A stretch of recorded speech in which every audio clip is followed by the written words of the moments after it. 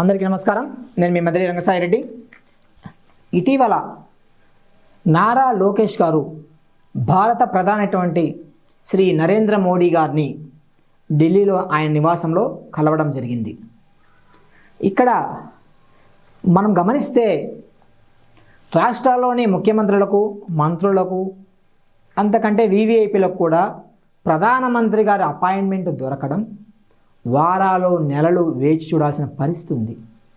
అట్లాంటి పరిస్థితిలో ఇప్పటికే 2 సార్లు వైజాగ్ మీటింగ్లు అయితేమి, అట్లాగే ఇటీవల అమరావతి పునఃప్రారంభ విషయంలో అయితేమి భారత ప్రధాని గారే స్వయంగా నారా లోకేష్ గారిని వచ్చి కలవమని ఒకంత ఆత్మీయంగా కూడా ఇందులో పిలవడం జరిగింది. నారా లోకేష్ గారి యొక్క సమర్థత, ఆయన యొక్క ప్రజలతో మమేకమయ్యే తీరు చూస్తుంటే ఇప్పటికే ఆయన భవిష్యత్ ముఖ్యమంత్రిగా టీడీపీ నేతలు అనుకుంటున్నారు. ఎందుకంటే రాబోయే మహానాడు ఏదైతే టీడీపీ మహానాడు ఉందో అందులోనే ఇప్పటికీ నారా లోకేష్ గారు టీడీపీ సంబంధించి జాతీయ ప్రధాన కార్యదర్శి హోదాలో ఉన్నారు. ఇప్పుడు అందులో ప్రమోషన్ అని ఇవ్వాలని చెప్పేసి ఒక ప్రత్యేకమైన పోస్ట్ అయితే అందులో ఏర్పరిచారు.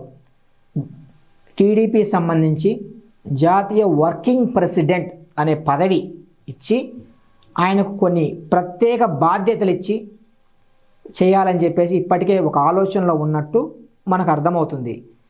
అంతకంటే ఇంకా పెద్ద పోస్ట్ ప్రభుత్వంలో తీసుకోవాలని చెప్పేసి ఆయన అభిమానులు, అట్లాగే కూటమిలో ఉన్న టీడీపీ నాయకులు కూడా ఆశిస్తున్నట్టు తెలుస్తుంది. ఏదైనా రాజకీయ కారణాలు ఉన్నాయి కాబట్టి అది కొంత సమయం పట్టచ్చు.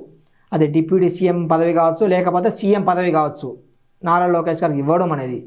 సరే, ఏది ఏమైనప్పటికీ నరేంద్ర మోడీ గారిని కలిసిన సమయంలో నారా లోకేష్ గారితో పాటు ఆయన సతీమణి, ఆయన కొడుకు కూడా కుటుంబ సమేతంగా వెళ్ళి ఆత్మీయంగా పలకరించడం జరిగింది. ఈ సమావేశం దాదాపుగా గంటన్నర పాటు జరిగినట్టు తెలుస్తుంది.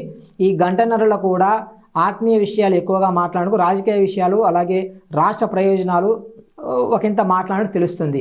ఇందులో భాగంగా నారా లోకేష్ గారు యువగలం పాదయాత్రకు సంబంధించి కాఫీ టేబుల్ బుక్ ఏదైతుందో ఒక బుక్ను ప్రధాని గారితో ఆవిష్కరించినట్టు తెలుస్తుంది.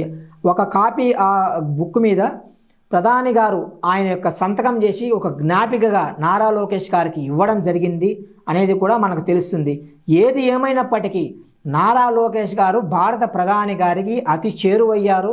అలాగే ఆయనతో మంచి సత్సంబంధాలు ఉన్నాయి. ఆయన ద్వారా వికసిత భారత్ 2047 ఆంధ్రప్రదేశ్లో సాకారమయ్యే దిశగా ఇద్దరి మధ్య చర్చలు జరిగినట్లు, అట్లాగే రాష్ట్ర ప్రయోజనాలు అయితే రాష్ట్ర సంబంధించిన ప్రాజెక్టులు ఏవైతే ఉన్నాయో వాటి మీద కూడా లోతైన చర్చ జరిగినట్లు, చంద్రబాబు పరిపాలన గురించి కూడా చర్చ జరిగినట్లు మనకు వివిధ మాధ్యమాల ద్వారా తెలుస్తుంది. ఏది ఏమైనప్పటికీ రాష్ట్రంలో ఉన్న యువ నాయకులు భారత ప్రధాని గారితో సత్సంబంధాలు కలిగి ఉండడం, రాష్ట్ర ప్రయోజనాలకు పెద్దపీట వేయడం ఒక మంచి పరిణామంగా మనం చూడాల్సిన అవకాశం అయితే ఎంతైనా ఉంది. ధన్యవాదాలు.